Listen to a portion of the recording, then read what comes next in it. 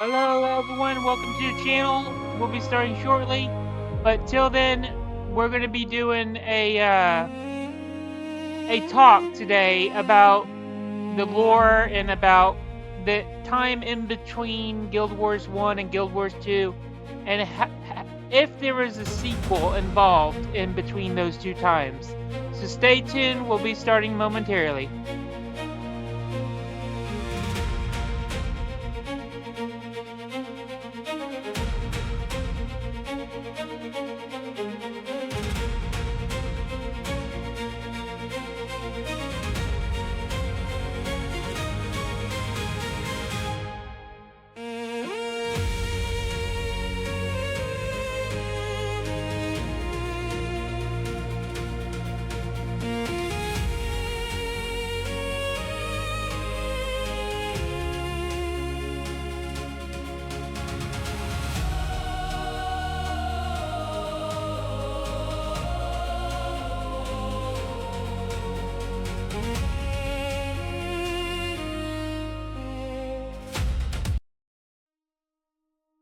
Guys, hey, hello everyone, welcome to the channel, and we are going to do two different overview videos of the lore of the history of Guild Wars and the Guild Wars 1 in between Guild Wars 2, and a possible sequel that would be made of that. So I hope you enjoyed today's video, and let's get started. So the first video we're going to do Hey everyone, welcome to The is the Explainer. lost history of If Tyria. you've ever found yourself totally lost in the let's listen massive, to this real complex quick. history of Tyria, you know there are still these huge uncharted blank spots hidden deep within the lore. Today, we're digging into the lost history of Tyria. We're going to bridge that incredible abyss between the original Guild Wars and its sequel, breaking down the exact historical shifts, the ancient cataclysms, and some newly uncovered development paths. Okay, let's dive into this. What exactly happened in that 250-year abyss? Between what the did events happen? of the first game and its successor, there's this massive 250-year blank spot right in the middle of the timeline. And look, as the lore scholars tell us, this was absolutely not a period of quiet, peaceful rebuilding. No way. It was a time of outright apocalypse, defined by a violent shuffling of world powers and the terrifying awakening of primal, literally unstoppable forces. To really grasp the scale of this, we've got to look at the contrast. Picture the year 1075 of the Muvalian calendar. Tyria was governed by the direct physical presence of the 6 human gods. Humanity was the dominant race, and magic just flowed like an endless river right from divine hands. But jump ahead 250 years? The world wakes up to a completely unrecognizable reality. The gods have just vanished. Humanity is entirely dethroned, and the Elder Dragons, these primordial entities of pure magical consumption, have finally stirred from eons of slumber. The source texts give us this chilling perspective on how this violent transition actually kicked off. They say the defeat of the Great Destroyer wasn't a victory, it was an alarm clock. Let that sink in. Turns out, when players thought they were saving the world back in the original game's expansion, they were actually just hitting snooze on a ticking time bomb.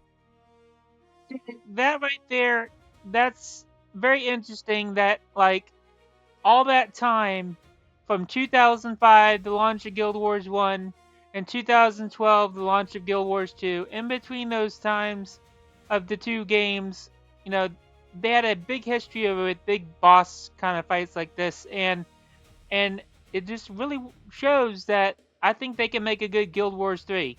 So, congratulations, heroes. You actually triggered a massive, cascading apocalypse that ended an entire era. Now, what's really interesting about this slide is how the entire world board was just completely flipped. Or literally rises from the ocean depths in this massive tide of undeath. The Shiver Peaks freeze over under a magically corrupt blizzard. The Charr aggressively push to reclaim their ancestral lands, while the Asura are forced out of their homes in a desperate scramble to the surface. Oh, and the mysterious Silveri just suddenly sprout from the pale tree. Literally everything the inhabitants of Tyria knew was fundamentally rewritten in blood and magic.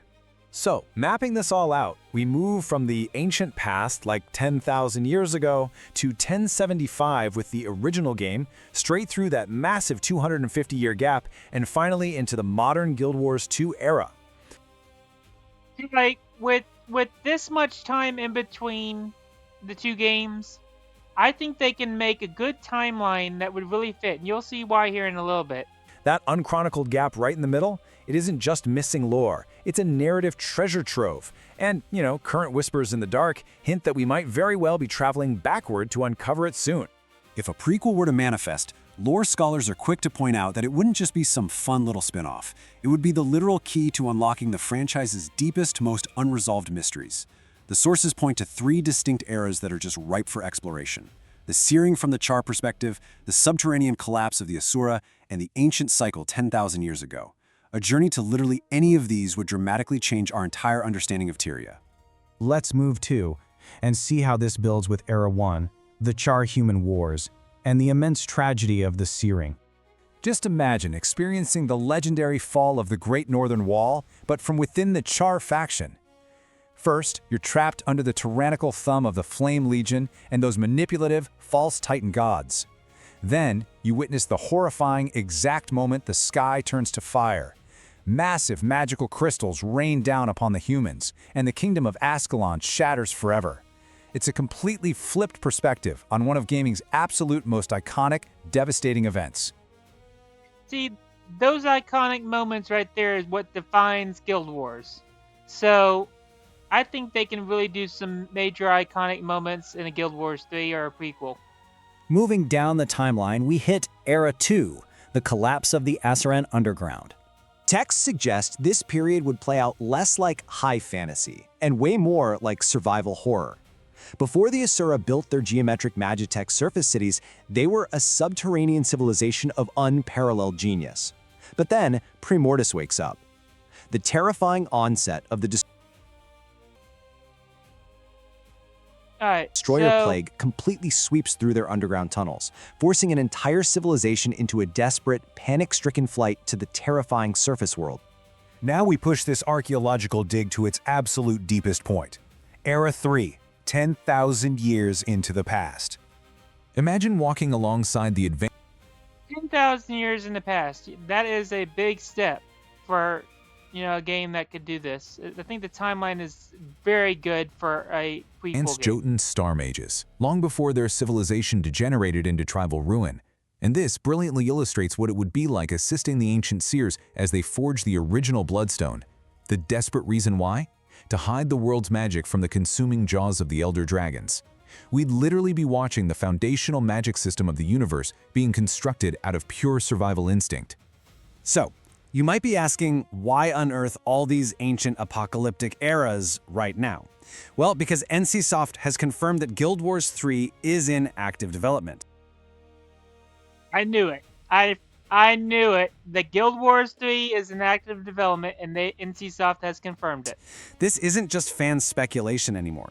These lost histories are deeply, intricately tied to the confirmed future of ArenaNet's development cycle, which makes these eras incredibly relevant to where we go next. So, the crucial point is that the mechanism to actually explore this is already baked right into the lore through the mists. It's the proto-reality connecting all time, space, and alternate dimensions. By manipulating this cosmic architecture, the boundaries of linear time become entirely fluid. The creators have been heavily emphasizing this concept, laying the exact groundwork needed for a massive chronological shift. Because of this fluidity, our exploration of the future is just incredibly open. Think about it. The next chapter could be a direct historical prequel, it could be a branching, alternate timeline, or even a mist-walking journey straight through Tyria's darkest, most pivotal ages. See, and if they did a whole game based in the mist, they could do that.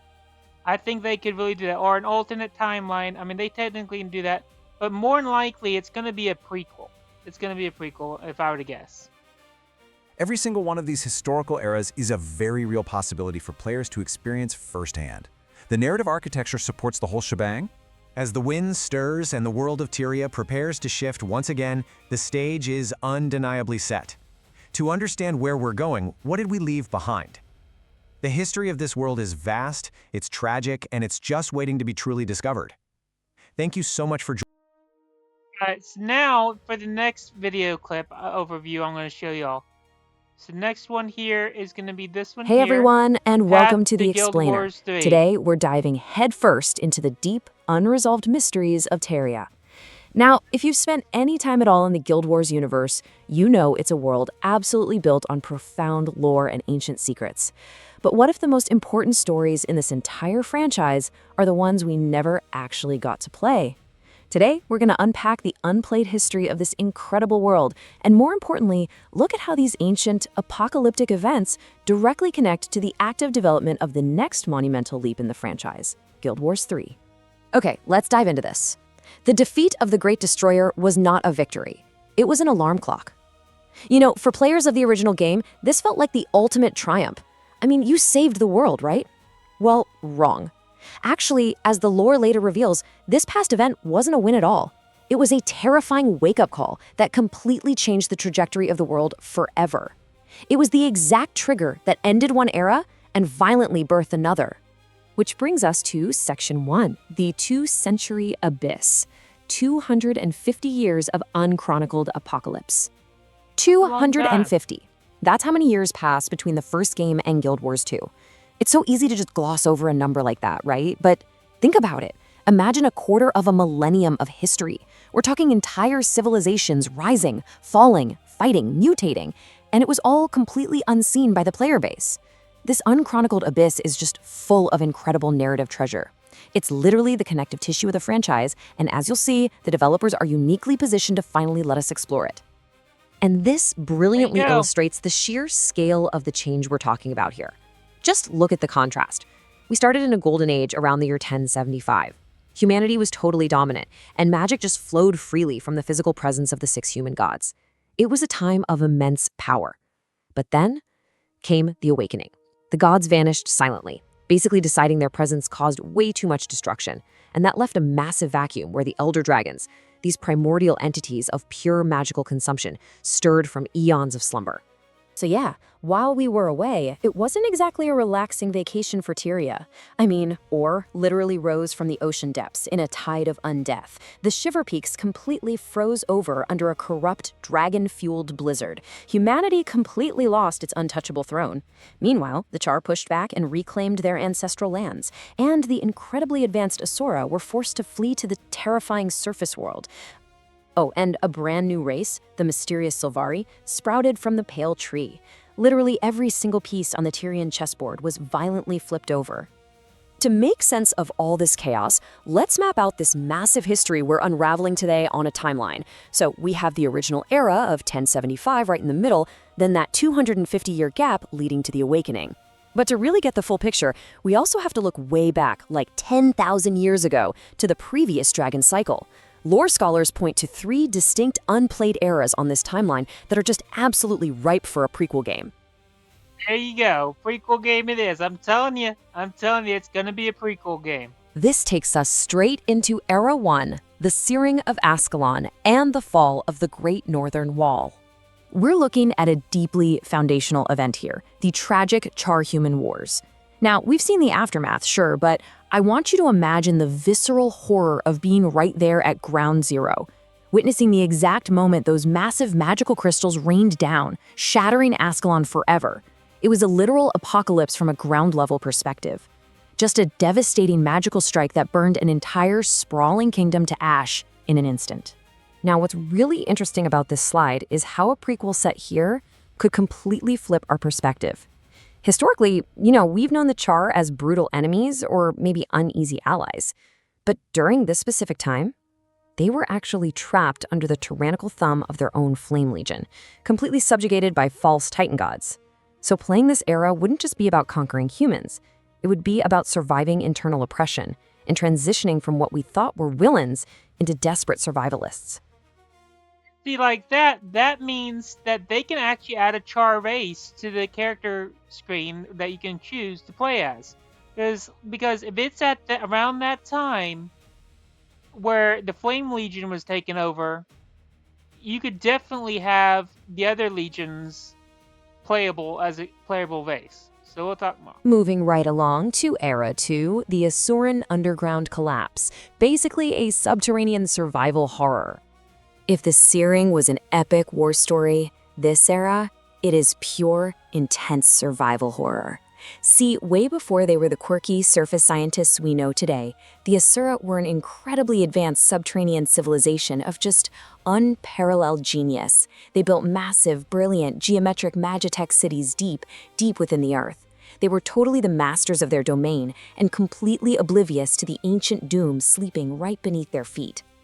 And then, the collapse. Step 1, the elder dragon Primordus starts to wake up. Step 2, the terrifying onset of the destroyer plague begins. I mean, the very earth they built their cities on suddenly turns against them. And finally, step 3, the claustrophobic flight.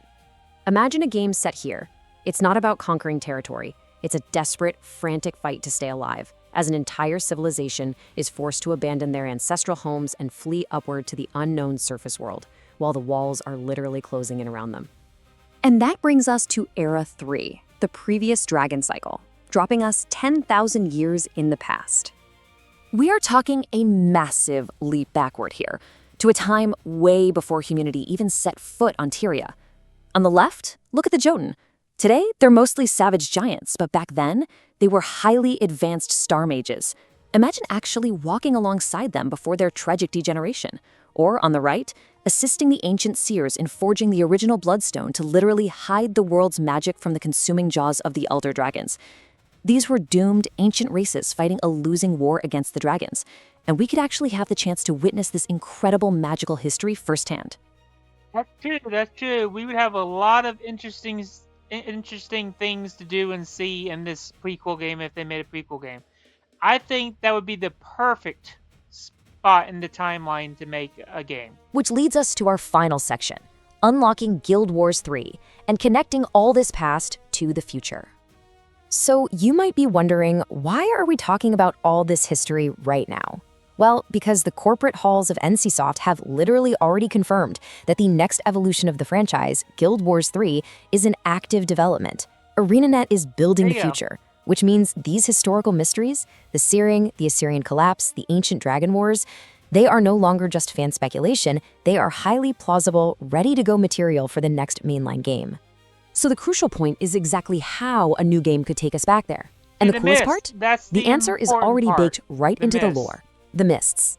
For those who need a quick refresher, the Mists are defined as the proto-reality in Guild Wars lore that connects all time, space, and alternate dimensions. It makes linear time completely fluid. It's the literal cosmic architecture of the universe. By manipulating the Mists, the developers don't have to break or retcon the current storyline to let us travel back to these tragedies. The universe is literally built from the ground up to accommodate time-shifting narratives. Let's move on and see how this builds out the possibilities for the next game. Using the Mists, Guild Wars 3 could take us on a few really interesting potential journeys. We could get a direct historical prequel, just dropping us right into the year 1075. Or we could be exploring an alternate timeline where maybe we actually change apocalyptic events. Either one would work. Or, perhaps most likely, a massive Mists-walking journey where our current characters physically travel back through Tyria's darkest ages to solve present-day mysteries. The structural possibilities are just endless. So whether we end up fighting alongside ancient Jotin star mages, fleeing the claustrophobic Asuran Underground, or watching Ascalon burn from the Charr's perspective, the stage is set. And so, I want to leave you with this provocative thought. To understand where we are going, what did we leave behind? Which of these tragic eras will become our new playable future? The lore of Tyria is vast, and its darkest, most fascinating chapters might just be the very next ones we play. Alright guys, that is a lot to take in, I know. But there is definitely going to be either a prequel, or if they're not going to have a prequel, they're going to probably have one tied to the Mists, like a game tied to the Mists. So, there you go. I hope you enjoyed today's video. Make sure to like, share, and subscribe. And I will catch y'all next time. And until then, Friday is the big day, so keep an eye out for Friday. So, see y'all later.